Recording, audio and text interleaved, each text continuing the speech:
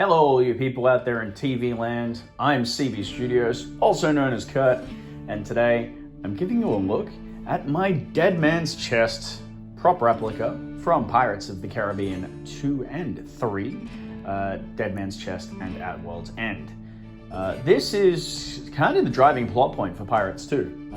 It is the chest which contains the heart of Davy Jones, the film's big bad, played by Bill Nighy. And in my opinion, it's one of the nicest pieces that the film series has brought us.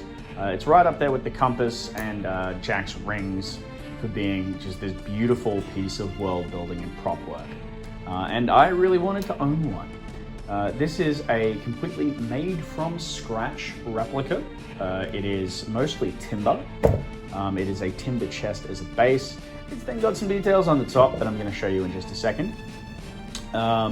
Some are timber, some are metal, some are cast resin, some are 3D printed, which is unique for a prop like this of my build.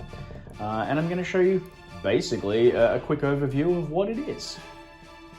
So the chest that I built, I used a antique timber box. You can see the remnants of it inside. I used an antique timber chest that had a rough size and shape that kind of worked for what I wanted to do. It had the nice arch top lid, which is very important, and it was a fairly alright size. It wasn't too big and it wasn't too small.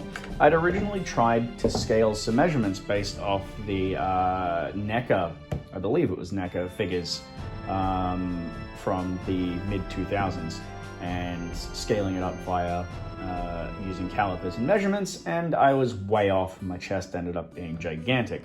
So building this one from scratch from an existing chest was the best way to go about it. These bands on the top are actually put on after the fact. They weren't there on the original piece. I raised the lid with this lip, or this ridge that goes through the middle. That's how I extended the top of it to give the profile that the movie chest has. And then these bands on the front and on the sides, and also on the oft-ignored back of the chest. These are strips of MDF that were wet and then set onto the outside. They were glued in place with PVA glue, and I used furniture tacks for the rivets. So they're actual functional, which is very, very nice. The octopus detailing on the tops and on the front and on the sides and all these pieces, these are all sculpted in plasticine and then cast in epoxy resin. They were then fitted onto the chest. The front ones and the top ones, I believe, are actually the same sculpt. So it's the same sculpt all over the chest. And when these were still curing, they were super glued down to the top of the chest when they were flexible. So that allowed them to take the contours of this chest, which is very, very nice.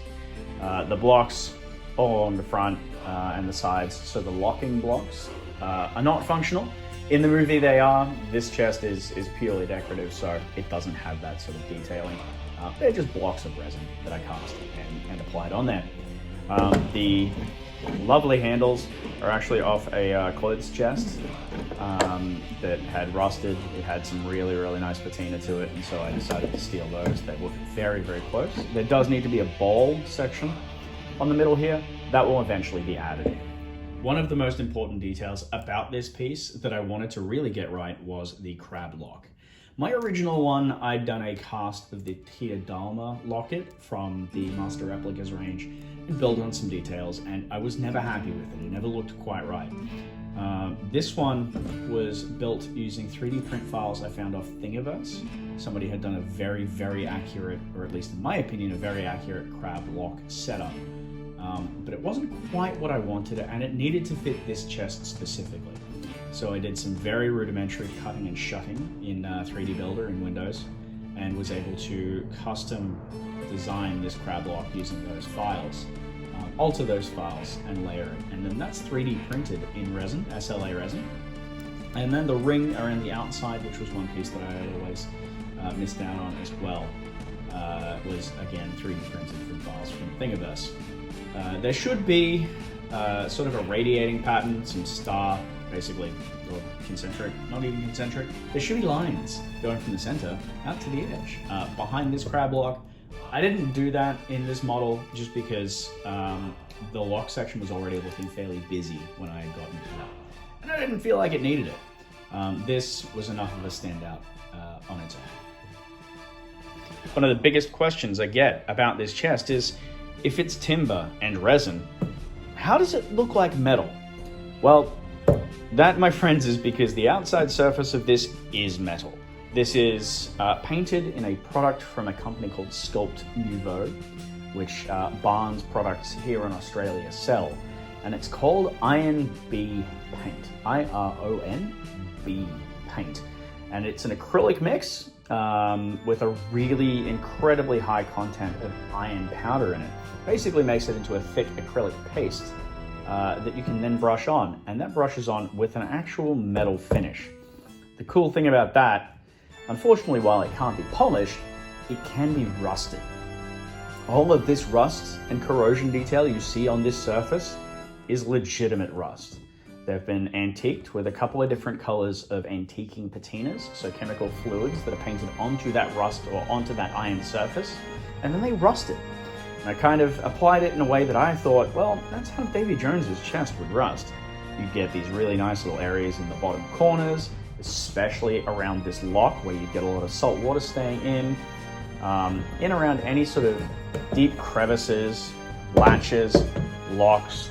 This side here I decided to go quite heavy with, and I looked at reference of things like naval cannons that had been sitting out on display in the bay or something like that, rusting iron around the bottom of piers. And that was my inspiration, was if you were under a pier or a boardwalk and it had those nice iron pylons, how did they look? They have this really thick, lush texture to them and a whole lot of detail. That'd work really well for this sort of a chest. And that's what I did. Once I got it to the appropriate levels of fucked upness, I then sealed it with a satin clear, I believe, again from Sculpt Nouveau, designed to preserve and arrest that patina so it won't rust any further. And that really just gave it the look that I wanted, was this manky piece of iron that had been sitting in a beach for a decade, 2 decades, 5 decades. The dead man's chest has some funky patina to it, and this is the direction I went with. It's not super accurate to the film, but then again, neither is this prop. It is an idealized version of it without me busting my ass and making something completely from scratch. For those of you wondering, it does continue on the rust underneath, which is quite cool. I really like that finish. And the paint itself can be stippled on with quite a lot of texture. And that was one of the things that I did with this crab lock, was put a lot of texture into there so that it had that gnarly, rotting metal look that I really wanted. The final thing to top this all off is, of course, Davy Jones's key. Now again, a big plot point with Orlando Bloom in the film. This key, if you don't have the key, you can't have the thing what it unlocks. So this is the 2006 or 2007, I'm not 100% sure on when, Master Replica's key, which is now going for quite a lot of money. Master Replicas did a fantastic line of fairly economical prop replicas back in the day, including Jack Sparrow's rings and Barbossa's necklace and the Aztec gold and the Davy Jones key. They did also produce a resin chest that matches this key. I don't have that, I built my own. And on that one, the key does go into the lock. On this one, no such lock. This is purely static. I will eventually probably sculpt and cast a pewter key that will fit into this lock, but at this point, it's only maybe 5 millimeters deep into those holes, and there's no locking mechanism on the inside, so there was no point. And there you go. That's a look at my Davy Jones chest from Pirates of the Caribbean Dead Man's Chest and At World's End. One of my favorite prop replicas I've built. I do have a build thread on this on the Replica Prop forum. I'll drop a link in the caption below if you'd like to have a look at that. It goes way back, I think, almost 10 years on that thread. Not just on this version, but the version prior to this. one of my favorite pieces. It just has such an air of authenticity and aging to it that I'm really, really proud of. All in all, I couldn't be happier with how this replica turned out, and I'm glad that I got to test out the INB paints and patinas. It's really taken this to the next level. If you have any questions, don't hesitate to send me a message or drop a comment. I'd love a like and subscribe if you feel so inclined.